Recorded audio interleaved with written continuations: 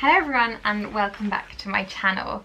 Today I will be reflecting a little bit on my second placement. It's been a while, but I never really spoke about it and I've been reflecting a lot, so I thought, although it's a bit late, it's better late than never. I'll be talking a little more about the inspiration behind two of my assignments, which I will be doing a video on later on.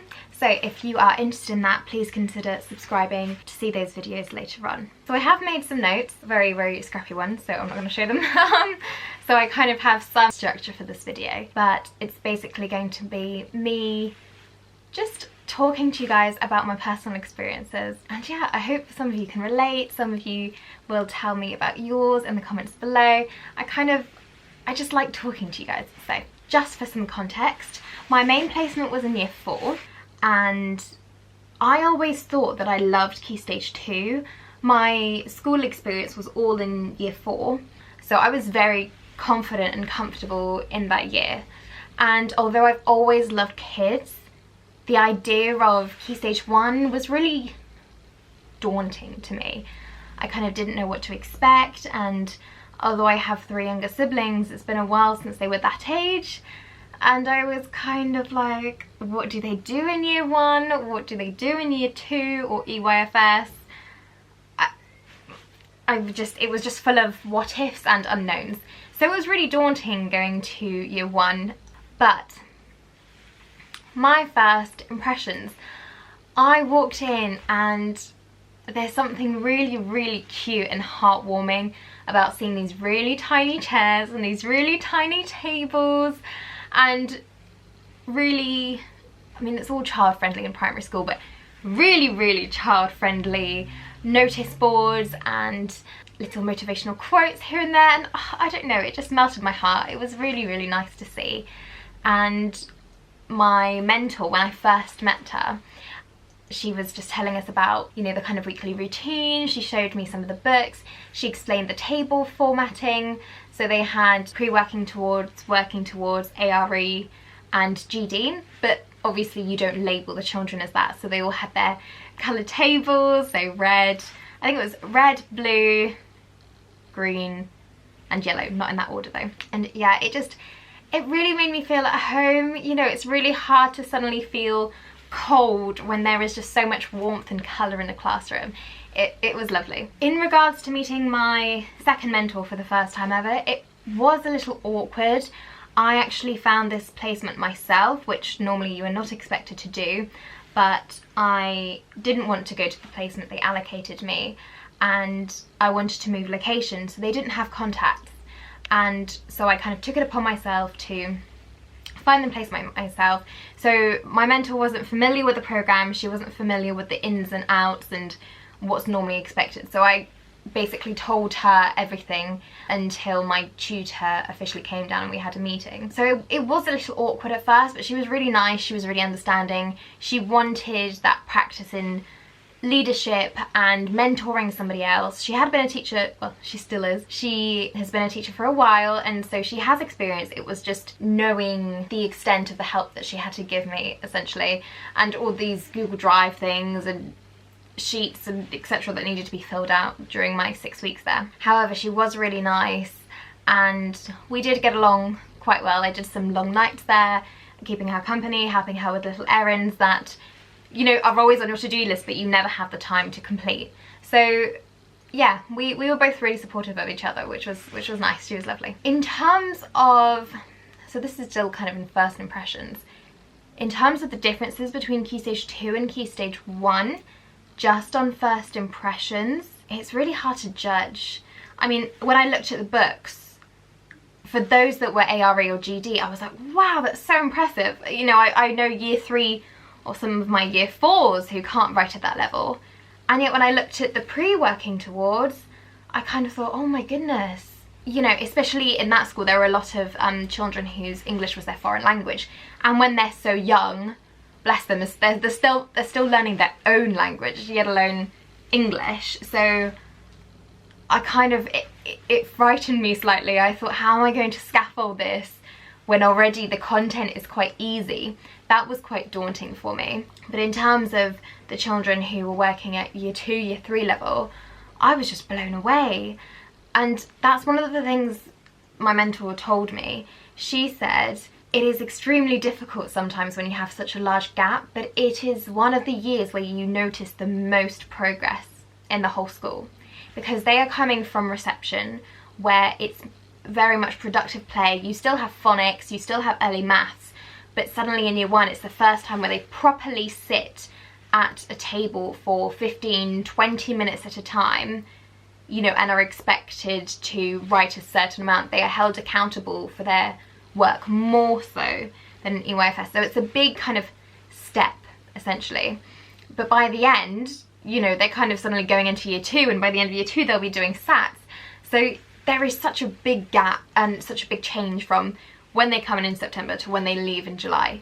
And I kind of find that really satisfying and really rewarding. Even in year 4, you know, when I teach a child who is behind on their times tables and they suddenly learn some new numbers, I'm like, oh my gosh, that's so amazing, I'm so proud of you. And then you hear about what she just said about year 1, and oh wow, even in 6 weeks that I was there, I noticed progress, and I reflected on it in my mentor meetings, and it just felt amazing. So I mean, I kind of went into it. I told you this would be a bit wishy-washy, waffly, but never mind.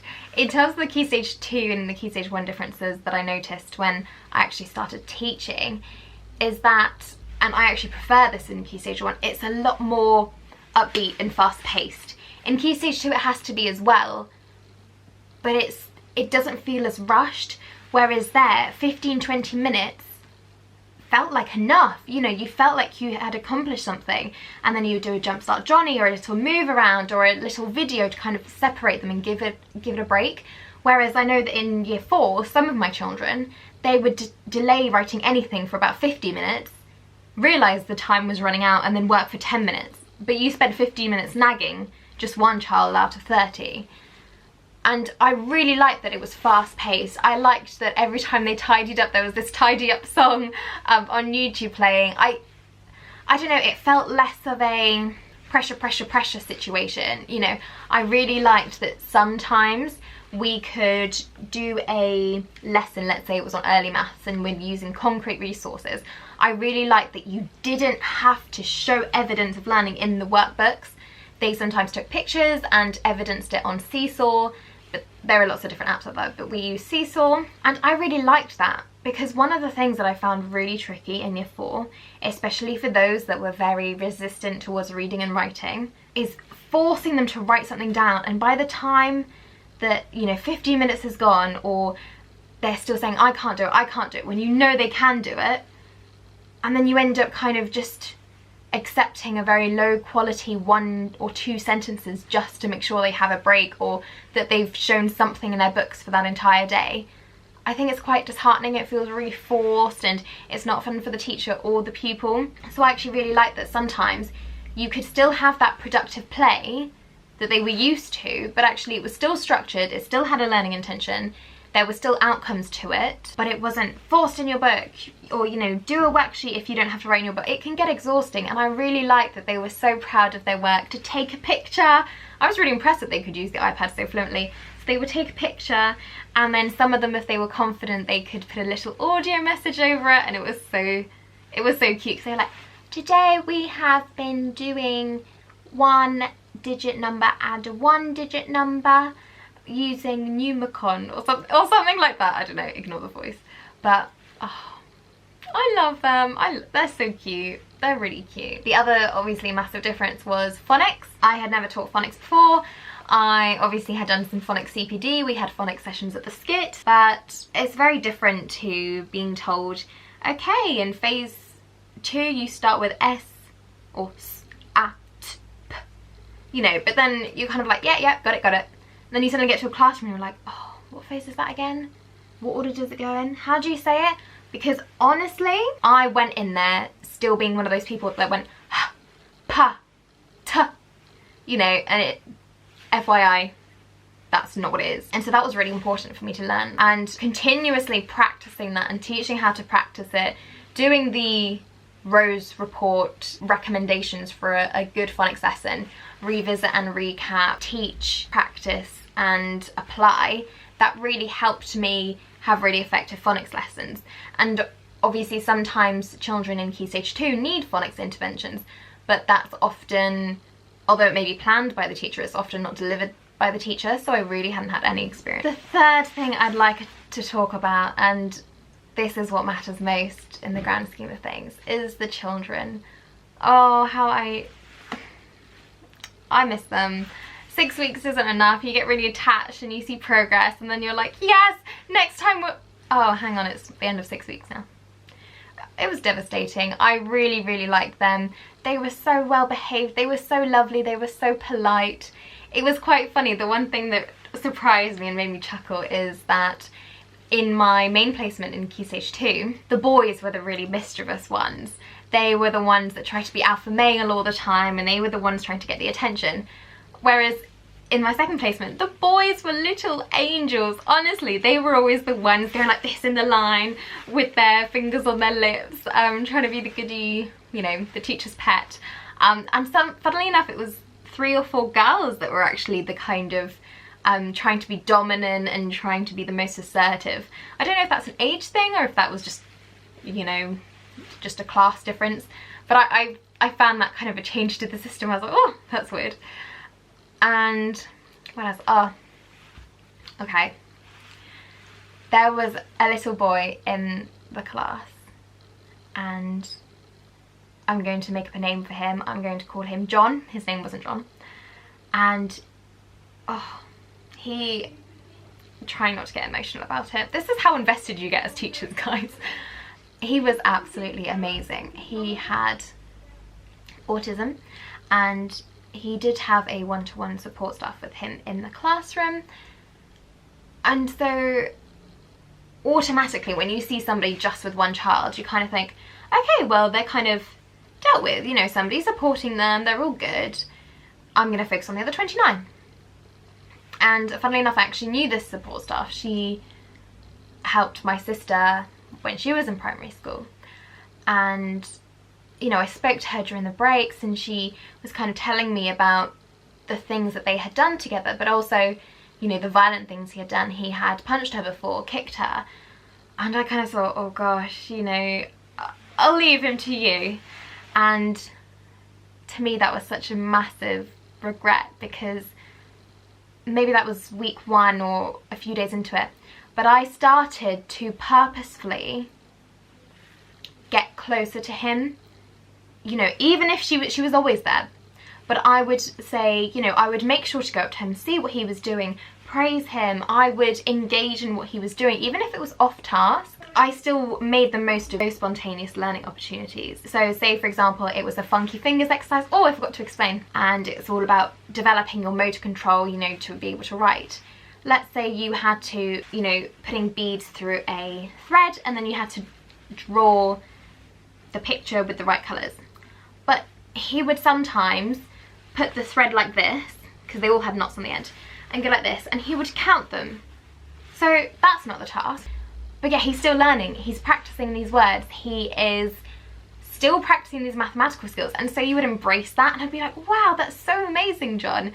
And gradually, when the support staff went to break, I would take over rather than the TA. You know, suddenly I would let her step away, and she may work with somebody else, and I would take over for John. Or, you know, if the support staff maybe lost track of time, I would say, come on, John, you know, because he had the now and next flashcards for PECs. So I'd say, now iPad for, I don't know, 2 minutes, next carpet time. And so when the time came, if she lost track of time, I would go to John and I would reinforce that. Obviously at first I was worried, is he going to kick off, is he going to scream? But if you give them warning and they have the stand timer, then actually they were more than willing, and he ended up taking my hand and sitting down, and we really formed a really close relationship. And there was 1 or 2 occasions where he ran out of the classroom, he did a runner, and the support staff would go after him, and I would go after him as well to be kind of, you know, there is support. Or sometimes I was with him at the time that he ran, and gradually I would get him, you know, back into the classroom, back into doing work. There was one time, and oh, I'm too emotional. He actually asked for me to do some English with him. And, you know, to somebody watching this, they might think, okay, why is that important? But for John to have very limited words and communication with people, and then to deliberately ask for me, who had only been there for a few weeks, who was a change to the classroom, who should have been this daunting thing of, I don't know who you are, don't touch me, don't come near me. He asked for me to do English with him, and not only did that just feel absolutely so amazing and so rewarding, it also made me have such great appreciation for the support staff, because even if he was willing to do it with me, he was not willing to do the work. It was actually quite tough. You know, you have to give one step at a time. I would make the dots for him so he could go over it, and when he wrote a word, car, even though I know he knows his phonics, it's just so amazing. And his intensive interests were dinosaurs, which I've heard is quite common for autistic children. And so we would, as a reward, get the dinosaurs out. We would play with them. Sometimes in assembly, if he couldn't quite deal with being in there, I would play with him. And yeah, I sometimes, when he ran away, to get him back, when the support staff was there, I would run back, get some dinosaurs, and then go, oh, John, let's go on a dinosaur treasure hunt. I've hidden dinosaurs, can you find them? And I would run to the first one and be like, John, I found one. And gradually, I mean, obviously he's still 6, we forget that he's still 6. He ended up gradually getting back to the classroom. He honestly meant so much to me, and it was in my feedback that my mentor left to my SCITT program that I made a really deep relationship with him. And he gave me such, I haven't gone in detail at all in this video, but he gave me such a deep understanding of autism. And I know children with autism, they are all different. Even if they have the same symptoms, they vary to different degrees, etc. But I thought I knew stuff, but I really didn't, and he gave me an understanding without realising that I don't think I could have got from a book. He honestly taught me so much. And since lockdown, I have kind of been re-evaluating a lot. I have been thinking constantly about Key Stage 1, which was bizarre, because when I went back to Key Stage 2, I didn't really give it a second thought. When looking for jobs, I even visited an SEND school, because I thought at the beginning of this year I would have had no confidence, and now I am actually considering working in a school, you know, that is specially catering for SEND children and behavioural needs. I've changed so much. 2 of my assignments have been on autism or special educational needs and how we can adapt for them. It's suddenly become such a great passion of mine.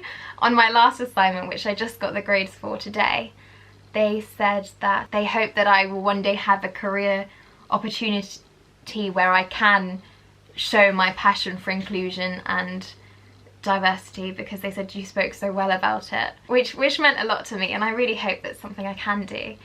But yeah, John really inspired all of that. So what have I learned before I start crying again? I've learnt that even though jumping key stages can seem really daunting, it is manageable. Practice makes perfect, and it's a cliche, but it's true. Honestly, I went in there with no phonics knowledge. Like I said, I was still pronouncing the sounds incorrectly, let alone being able to teach children. But, you know, you went in there, as long as you have a plan, as long as you discuss with your mentor, you know, you can do it, and all of that practice just becomes ingrained in you. You know, they are 5 and 6 in year 1, year 2 they're obviously 6 and 7.